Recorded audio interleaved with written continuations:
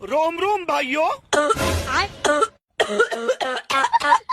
अबे साले, साला हमेशा खांसता कूदता रहता है। आज मेरा दामाद पहली बार घर आने वाला है, कहीं उटपटांग हरकत किए तो बहुत मार मारेंगे, कसम से बता दे रहे हैं।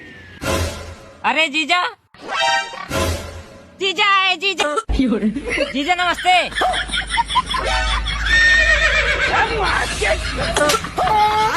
अरे दामाद जी गलती हो गया।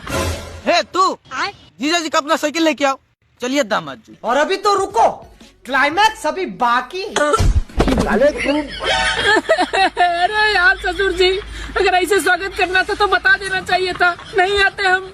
अरे दामाद जी गुस्साइए मत, जीजा साले तो इतना मजाक चलता रहता है। नहीं सारुण के यहाँ कुछ तो।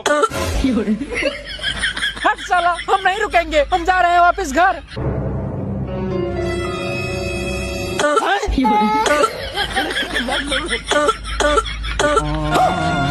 सारी बात